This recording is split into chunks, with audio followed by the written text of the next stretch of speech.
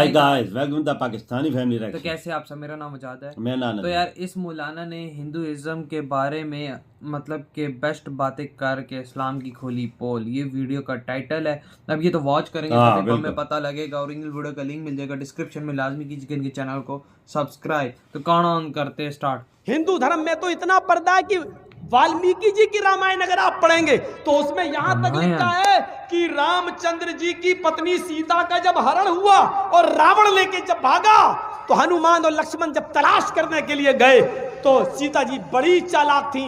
कहीं चप्पल फेंक गई, कहीं नथुनी फेंक गई, कहीं दुपट्टा फेंक गई, कहीं चप्पल फेंक गई, कहीं कड़ा फेंक गई। हनुमान एक एक चीज, ये चप्पल किसकी है? लक्ष्मण कहते मेरी भाभी की है, सीता की। चलो इसी रास्ते से ले गया। और आगे दुपट्टा मिला, ये दुपट्टा किसका है? कहा ये दुपट्टा भी मेरी भाभी का है, सीता का। चलो और आगे चलो, इसी रास्ते से लेकर गया। और आगे बढ़े, एक एक चीज हनुमान जी देते गए और लक्ष्मण पहचानते गए। लास्ट में नाक में पहनने वाली नथुनी मिली, नथुनी। तो हनुमान ने कहा ये नथुनी किसकी है? जल्दी से लक्ष्मण ने कहा अरे यार हनुमान जी ये नथुनी नहीं मालूम है, ये शायद मेरी भाभी की होगी। मतलब कि देखा तक सारी नहीं चीजें था। पहचान गए, नथुनी कह रहे होगी। तो हनुमान जी के इस प्रश्न पर क्या जवाब दिया लक्ष्मण ने? हनुमान जी ये नथुनी अगर मेरी भाभी की थी भी तो मेरी भाभी नाक में पहनती थी, इसलिए मैं नहीं पहचान पा रहा हूं, क्योंकि मैंने आज तक अपनी भाभी का चेहरा नहीं देखा। कहा क्यों? कह रहे वो मेरी भाई की पत्नी है सीता, मेरे भाई की राम की पत्नी है। मैं कौन होता हूं उसको देखने वाला, उस पर नजर डालने वाला, उसके चेहरे को देखने वाला? और करो, रामचंद्र जी के भाई लक्ष्मण ने अपनी सगी भाभी सीता जी का चेहरा नहीं देखा। देखो, देवर ने भाभी का चेहरा नहीं देखा। ये हिंदू धर्म की मनुष्य आज वाल्मीकि रामायण आज तक कह रही है, आज तक ये सबसे पुरानी रामायण है वाल्मीकि की, जो 2000 साल पहले लिखी गई है। आज तक उसके अंदर ये लिखा है कि राम के छोटे भाई लक्ष्मण ने सीता का चेहरा नहीं देखा। आज भी बहुत सी सभ्य समाज की स्त्रियां जब ट्रेनों में हिंदू की सफर करती हैं तो आप देखिए साड़ी पहनकर ऐसे लंबा घूंघट ऐसे बिल्कुल चेहरा नहीं खोलती है वो, ऐसा देखने को ट्रेनों में, बसों में। आज पर्दे की पाबंद है वो भी। उसी वाल्मीकि रामायण पर अमल करते हुए वो किसी को अपना चेहरा दिखाना गवारा नहीं करती। अल्लाह की मार ऐसी पड़ी, कल तक जो पर्दे का चेहरा छिपाने का मजाक उड़ाते थे, आज अल्लाह ने सबके चेहरे छिपा दिए। छिपाओ, डालो मास्क अपने मुंह पर। बहुत बंदरियां बनी फिरती थी अमेरिकन चुड़ैल जैसे मुंह ले खूबसूरत होती थोड़ी है आपको जैसा लगता है। बारिश हो जाए ना सड़क पर, बाजारों में, तो इनका सारा क्रीम और पाउडर धुल जाएगा। इनकी औलाद इनको नहीं पहचान पाएगी कि मेरी अम्मा कहाँ है। आप जिनके पीछा कर रहे हैं, ये तो लिपस्टिक और क्रीम और पाउडर से लगती है 60 साल। आपको यकीन बता, मेरे इलाके का वाकया बता रहा हूं मैं आपको। 60 साल की बुढ़िया ने पहन लिया बुर्का, और खूबसूरत बुर्का, डिस्को बुर्का, फूल चढ़े हुए। अब 60 साल की बुढ़ी बेचारी चल रही है, बुर्का देखकर एक नौजवान उसका पीछा करने लगा। इतना खूबसूरत बुर्का था वो, नौजवान उसका पीछा करने लगा। 60 साल की बुढ़ी का। इसने पीछे मुड़ के देखा, कोई लड़का मेरा पीछा कर रहा है, और लड़का ये समझा कि धीरे धीरे चल रही है, शायद मेरी वजह से लाइन दे रही है। वो अपने बुढ़ापे की वजह से धीरे धीरे चल रही थी, कमजोरी की वजह से। लड़का समझा लाइन दे रही है। थोड़ी देर के बाद जब ये आगे पहुंचा, लड़का और औरत, वो बुढ़िया समझ गई कि ये कमीना मुझे मेरा पीछा कर रहा है, तो उसने नकाब खोल दिया। खूबसूरत नकाब, बूढ़े लगे, नकाब खोल के कहती बेटा मेरा पीछा क्यों कर रहा है? मैं तो तेरी अम्मा की उम्र की हूँ। कब वक्त 2 घंटे की मेरी मेहनत देखा, हमें क्या मालूम खोदा पहाड़ निकली चुईया। तो लड़के को भी गुस्सा आया, कहने लगा अरे अम्मा हम अपने लिए नहीं अपने अब्बा के लिए ढूंढ रहे थे। कुछ तो कह दूं इस बुढ़िया को, है? इस उम्र में तू इतना खूबसूरत बुर्का पहन के, फूल सजे हुए। लड़का सोचने लगा जब बुर्का इतना खूबसूरत है तो बुर्के वाली ये बात तो है। लगा उसका पीछा करते हैं। लक्ष्मण ने अपनी भाभी का चेहरा देखो, हिंदू धर्म हर पढ़िए हदीस, अय अल्लाह के रसूल, अराइतल हमवा या रसूल अल्लाह, अय अल्लाह के नबी, देवर के बारे में आपका क्या ख्याल है? क्या मैं देवर से पर्दा करूं? एक ही घर में होते हैं, देवर और जेठ का आना जाना रहता है, हमारे अपने रिश्तेदारों का आना जाना रहता है। आए अल्लाह के नबी, क्या मैं देवर से भी पर्दा करूं? अल्लाह के नबी का जवाब ये था, हाँ दूसरों से पर्दे में कुछ कमी हो जाए तो चलेगा, दूसरों से पर्दे में कोई कमी हो जाए तो चलेगी, लेकिन देवर से पर्दे में कमी नहीं होनी चाहिए। अलहमुल मौत, देवर तो भाभी के लिए मौत है, देवर तो भाभी के लिए मौत है। जिस देवर से सबसे ज्यादा पर्दा है, आज हमारी औरतें, हमारी माँ बहनें देवर से ही सबसे ज्यादा खुली होती हैं। जो मजाक शौहर से भी नहीं करती वो देवर से कर लेती हैं। ये बड़ा देखने है हमारे रिलीजन के अंदर भी भाभी को घर पहुंचा दो, अपने छोटे भाई को कह रहे हैं भाभी को घर पहुंचा दो। और ऐसे ही ससुराल में हमारा हाल है। ससुर कह रहा है बेटा अपनी साली को जरा स्कूल छोड़े आओ। मामले दोनों तरफ से गड़बड़ हैं।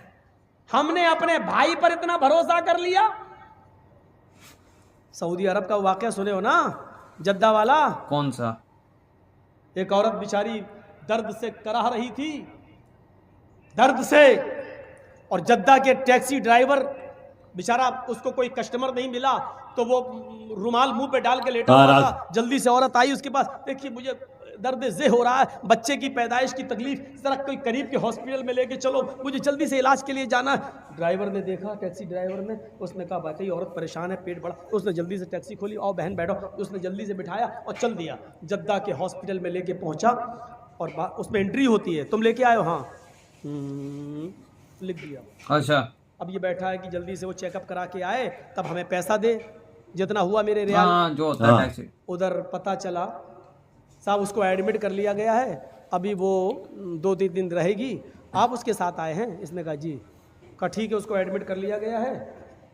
और उसने सोचा कि चलो हम चलें, 1-2 दिन के बाद आऊँगा, देख लूँगा अगर बच्चा अच्छा पैदा, अभी इतनी जल्दी छुट्टी थोड़ी हो जाएगी, डिलीवरी का मामला है, जब गुजरूंगा तब ले लूँगा पैसा। ऐसा वो चला गया।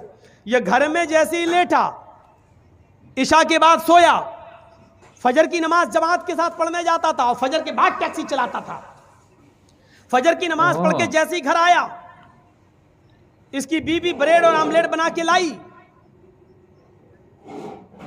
टेलीफोन की घंटी बजने लगी इसके घर पर, क्योंकि जब रजिस्टर पे जब इसने औरत को छोड़ा तो अपने घर का मोबाइल फोन और नंबर सब लिख दिया था।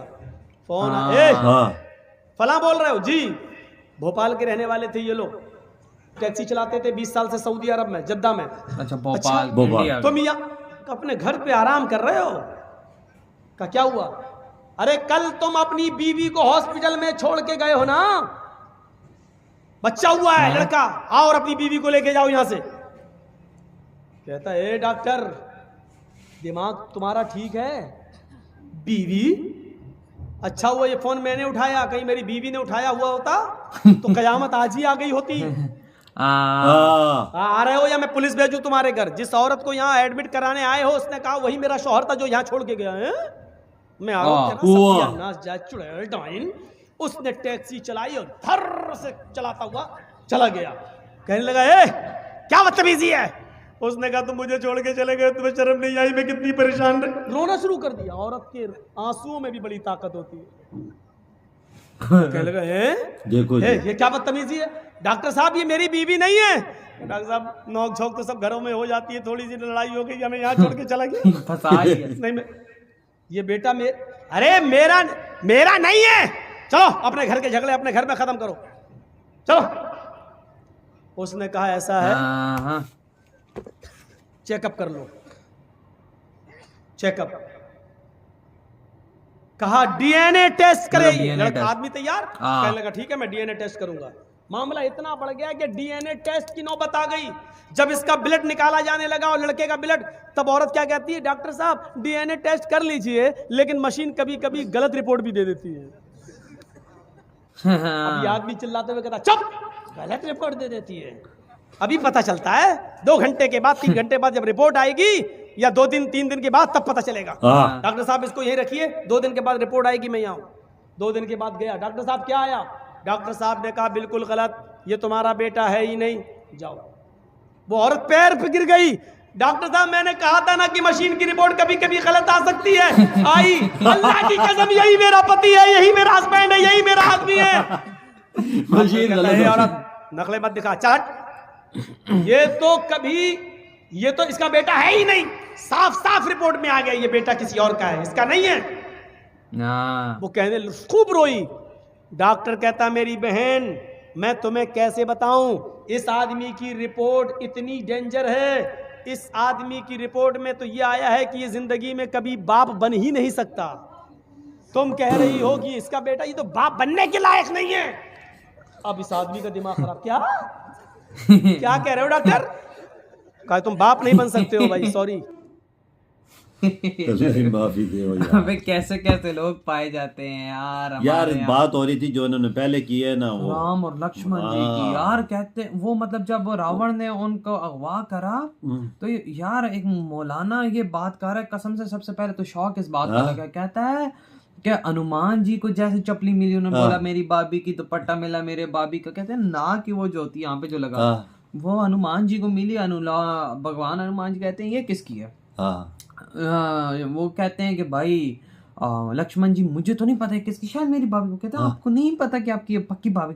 कहता है मैंने आज तक सर उठा के देखा ही नहीं। लाओ अंदाजा जी, देवर ने भाभी का चेहरा ही नहीं देखा, और एक घर में रहते। अंदाजा लगाओ। और इतनी ज्यादा इंडिया के इस रिलीजन के अंदर रिस्पेक्ट है, और हमारी किताबों में क्या लिखा हुआ है कि हिंदू वो मतलब के वो बगैर कपड़ों के घूमते थे, छोटे कपड़े पहनते थे, हमें वो गलत रास्ते पे चला यार बजाज मैं इनकी देखी बाद का रेलगाड़ी में, आप वीडियो में देख सकते हैं कि जो भी कोई मर्द आता है तो वो अपनी ऊपर वो चीड़ा सा होता है वो नीचे आगे कर लेती है। अक्सर उनके आगे हिंदू मजहब में भी पर्दे का हुक्म है, और सेम हमारे यहाँ यही चीज है भाई के मतलब के देवर से भी आपको जिस तरह उन्होंने बात की सेम एज इट इज है। लेकिन आजकल आप लोगों को पता है सिस्टम क्या बना हुआ है, जिस तरह ये उन्होंने सऊदी अरेबिया की टैक्सी देखो ना कैसी औरत कहती मेरा हस्बैंड और ये बच्चा इसका बाप है।